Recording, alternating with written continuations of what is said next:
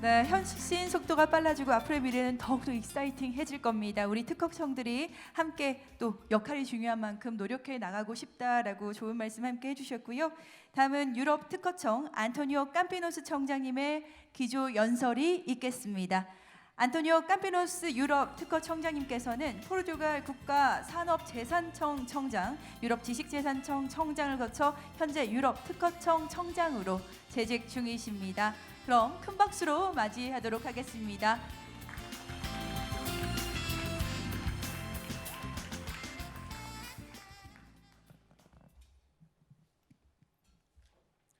Ladies and gentlemen, thank you very much for this opportunity to say a few words. Before I go any further, I want to quickly say a very big thank to the Korean Intellectual Property Office for hosting this event, and to Korea's Institute of Intellectual Property for its organization. I think we can see from the attendance just how much interest there is in the topic of innovation-led growth.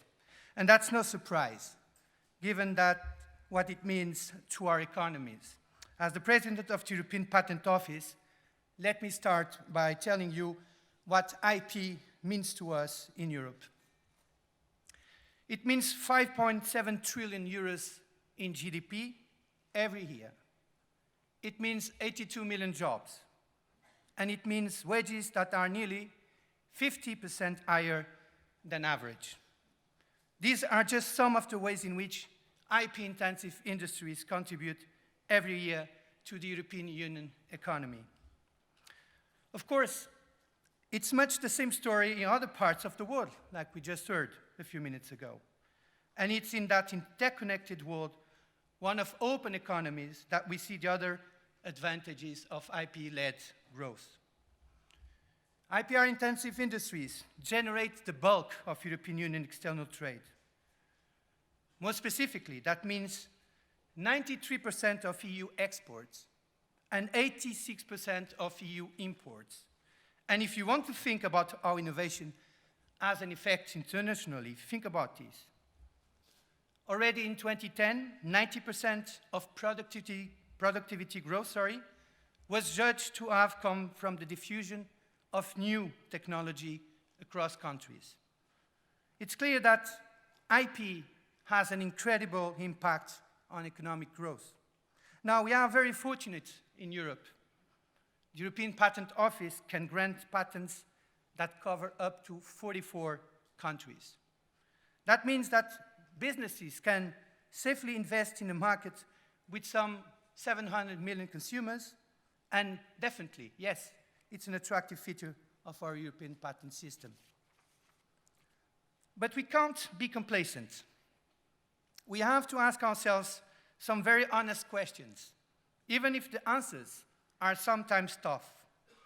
What can we do as a patent office to make sure that IP continues to play its role in economic growth? What can we do better? How can we support inventors from Europe or from anywhere else in the world, such as Korea or the US? How can we be more effective?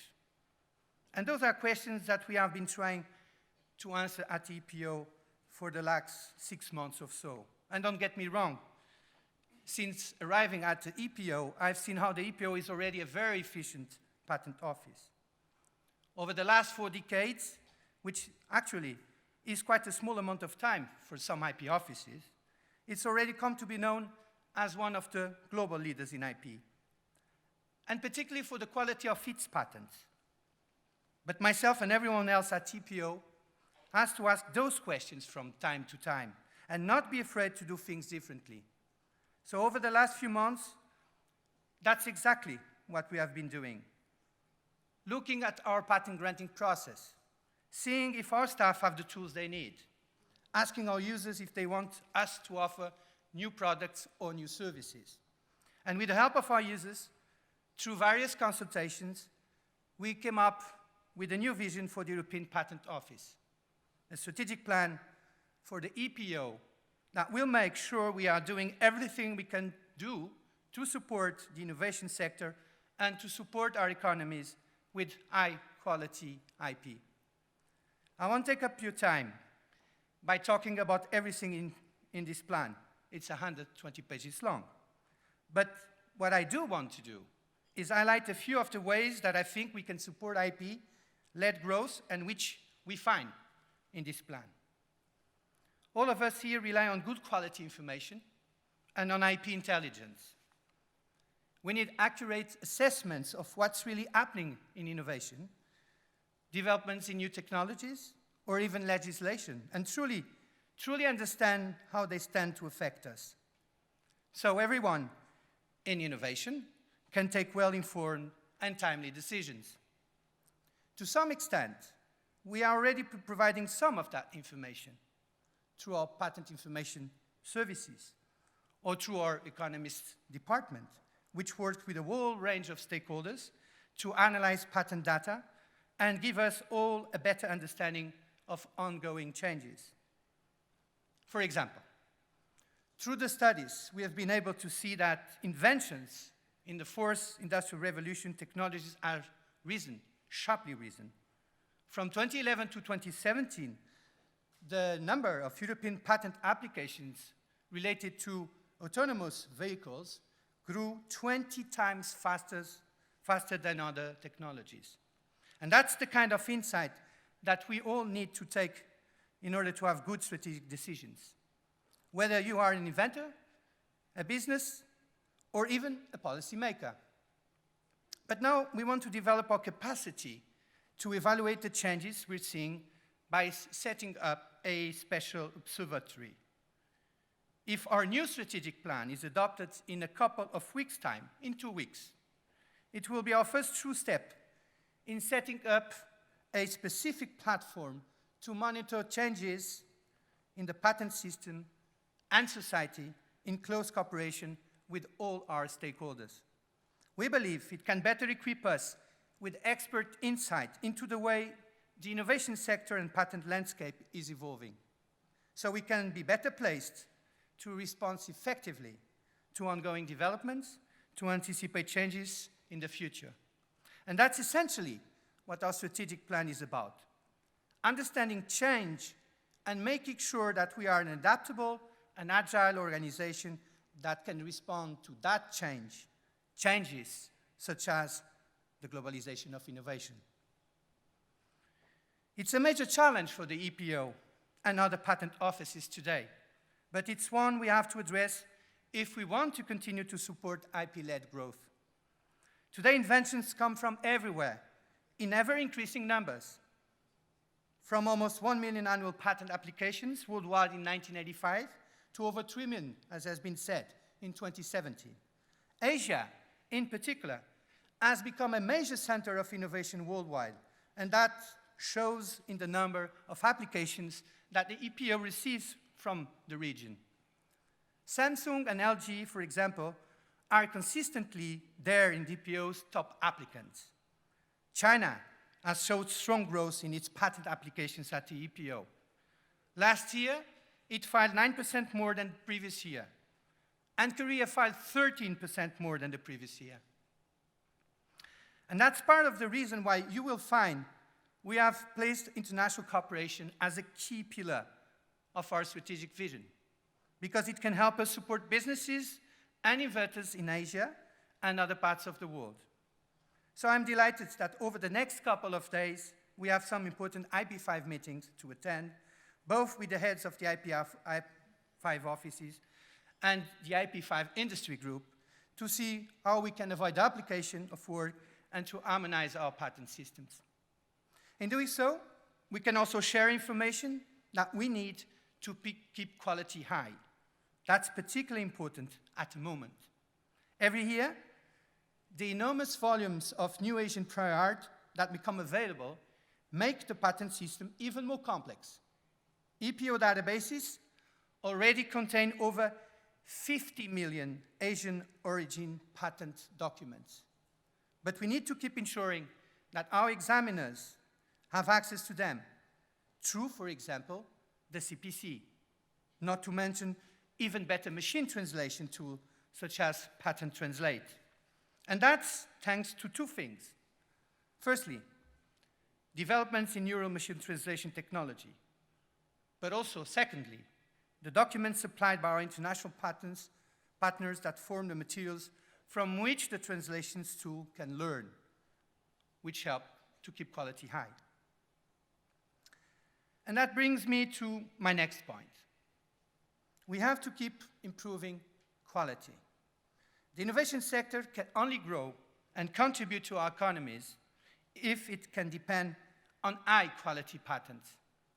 Making sure we are constantly improving that quality is essential, and more importantly, making sure we all have the same understanding of quality. Over the years, the EPO has been putting a number of quality management measures in place. We are known for a high-quality search and examination process, powered by access to 179 databases of prior art, and access to 1.3 billion technical records. We have also an ISO-certified quality management system in place that has been expanded and updated since 2015. But since I've been president, I've seen firsthand how sometimes there are differences in perceptions in quality. I suspect that even here in this room, there are different understandings of what constitutes quality. So, as we move forward, we will be expanding our engagement with all users to make sure that when we speak of quality, we have a common understanding of what it means exactly. And such dialogue is increasingly important in light of new developments. Rapidly developing technologies are bringing great change that we have to manage. A fourth industrial revolution has started, driven by new technologies such as the Internet of Things, artificial intelligence, big data, and cloud computing. As a result, innovation in all sectors is increasingly taking place in the virtual layer of software. This is a challenge for the patent system, which was primarily designed to support innovation in hardware. The EPO has prepared for this with a long-established approach to computer-implemented inventions, one that provides a stable and predictable legal framework to provide patents for applicants from all origins. Samsung and LG Group, for example, rank respectively first and fourth amongst the top EPO applicants in autonomous vehicle-related patents. But we have to make sure that large and small companies from a broad of industries are involved in this endeavor, that universities and research institutions can also contribute. Because large multinational companies such as Samsung and LG Group are certainly major innovators, but they're not alone. Startups and universities are a major pillar of today's innovation ecosystem. Many of tomorrow's technologies indeed originate from smaller actors, such as startups and universities, who are the key to a vibrant innovation ecosystem in Europe, as well as in the United States and in Korea. Some 30% of EPO applicants are SMEs, entrepreneurs, universities, or public research organizations. They rely on European patents, not only to protect their inventions across Europe, but also to sustain faster growth by attracting investors, striking licensing agreements, and setting up collaboration in research and development.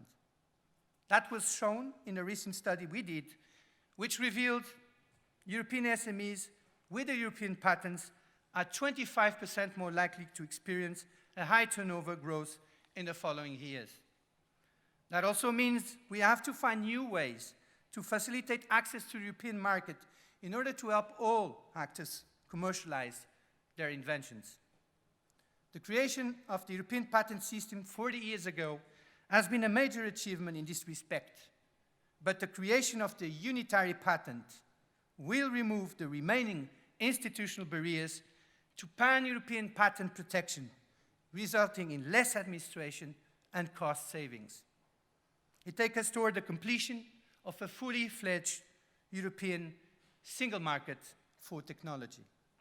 But we could perhaps do more to raise awareness, because some actors still don't realize the benefits of patent protection and knowledge of how to build a proper IP commercialization strategy. To address this challenge, the European Patent Office, in cooperation with its 38 member states, has established a network of more than 300 local PatLeap centers all over Europe, where SMEs and universities can access patent information and strategic advice.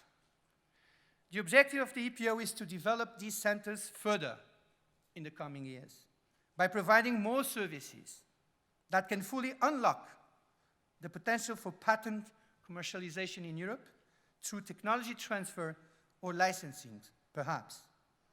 As I bring this to a close, I will finish by saying that we also have a responsibility to communicate the value of patents to the wider public.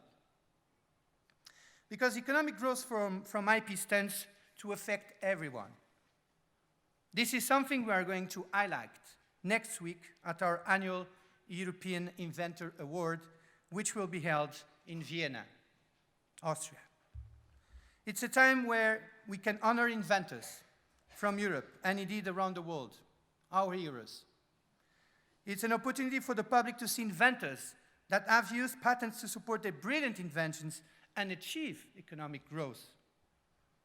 A road safety invention that has helped to take a company from garage startup to a valuation of $13.5 billion US.